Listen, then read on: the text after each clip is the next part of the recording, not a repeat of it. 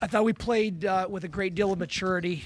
We had 17 out of our 19 baskets in the second half were assisted, and 31 out of 40 on the game. I think that's a testament to a group that respects and values each other and are putting the team on the same plane as themselves. Our young guys played good basketball. They had an opportunity to play extended minutes, and they did a really nice job. So. I'll start questions in 1 second. I went to the Pistons game the other day, and they had a big lead, and they went to their bench early. Their third string guys, their two ways, and I'm sitting there watching, thinking, wow, when your 13th man comes in and it looks a lot like your top three guys, your top four guys, the way they play, the way they compete, every possession matters. I thought that's a testament to a real healthy culture and guys that love playing ball, and I thought we looked like that tonight. So proud moment to see our young guys out there competing and playing a good brand of ball. Chris, you want to start us off, please? I know Oscar played because of the circumstances more, but can you just talk about his development a little bit and where you've seen him improve from when he got here? Yeah, Oscar's a good player. You know, it's the trade-off of being on a really talented, deep team that you don't get the minutes that you would in a normal year in another program. But he's continues to improve. His consistency in practice has probably made the biggest jump from last year. He would have a couple good days, that he'd have a down day. And sometimes we'd forget that he was 17 and he was supposed to be, he could have been a junior. He could be a senior in high school this year, and this is a year and a half into college. So he has a bright future. He's awesome to be around every day. He's a great teammate, and he's just so conscientious and intentional with everything that we do. And so you want as many guys like that in your program that have the talent that he has. So very proud of him. Like I said, he deserves to play. If we're an injury away from him getting very valuable minutes, and because of his versatility, we can plug him in a number of different ways in different spots. So this was nice to get him extended game minutes. And Winters and Roddy, are they sick? Roddy's been battling a little bit of the illness bug that's been going around. We thought he was playing, and then just to be honest, we were like, you know what, unless we really, really need you, we're just going to hold you and get you healthy for that Ohio State game.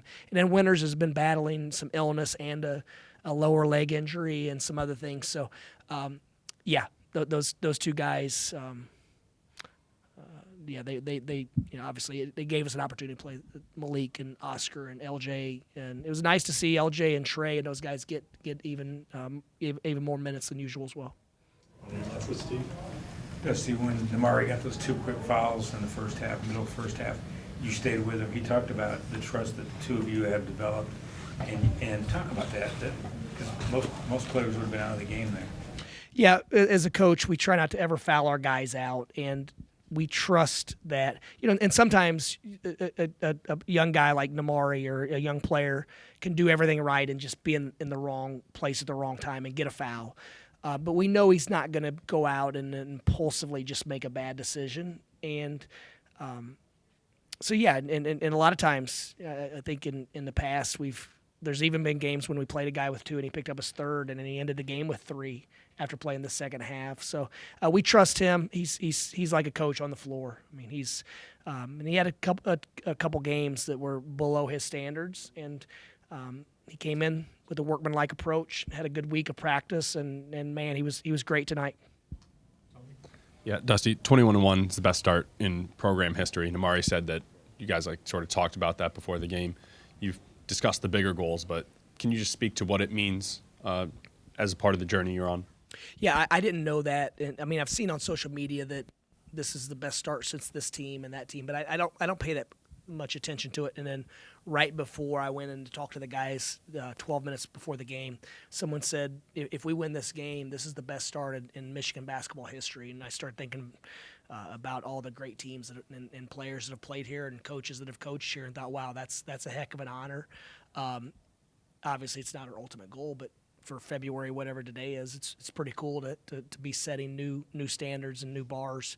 And so we told our guys that, and they seem to be excited because they respect the program and those that laid the foundation before us. There's a reason that they're making NIL money, and as coaches are making the money we make because of the foundation that was laid over the last 100 years. So a lot to be grateful for. And then Yaxel scored 26 last time. Quieter game tonight. Namari didn't score in East Lansing. Career high 31 tonight.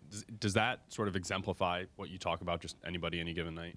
Yeah, I think so. And even as a staff, we talk about how because we don't count on this guy, sometimes when you're counting on one or two guys and they have a bad game and you lose by one, subconsciously you're a little bit down on them. Like, man, if he could have just banged in one more. Where we never really have that. It's a team effort. We want our guys to take what the game gives us.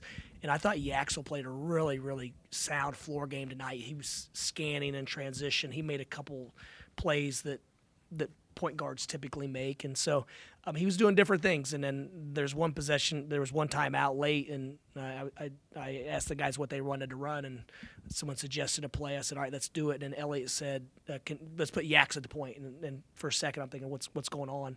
But I know how bright Elliott is, so I knew. I leaned over, whispered, I said, how many assists does he have? And he said he's got 8. So I knew he was trying to get Yak's 10 assists. So I said, let's not focus on that right now. Let's just play good basketball and trust that the stats say what we need them to say at the end of the day. The defense, they didn't hit a 3 until there were 7.5 minutes to go, and obviously the start was pretty good too. What led to that, even though they were small, and which has maybe given you guys challenges? Yeah, obviously they're injury depleted. Jurich had his way with us up there. We were looking for the challenge to see if we could do a better job on him because he's strong. He punishes switches. He made a couple threes against us. But even in the first half, when maybe they were 0 for whatever, 6 or 7 at a timeout, I asked a couple of the staffers. I said, have they gotten any clean looks? I don't remember them getting a clean 3-point shot except we overhelped. But then even on that one, Yax flew and he launched and contested the 3. So in my mind, they didn't generate clean 3-point looks. Now they did put their head down and get to the paint too frequently, but I do think we were disciplined in staying at home and eliminating good clean 3s.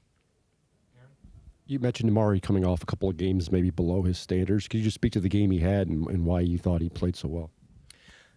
The situation, I thought we set great screens for him. I thought our guards found him.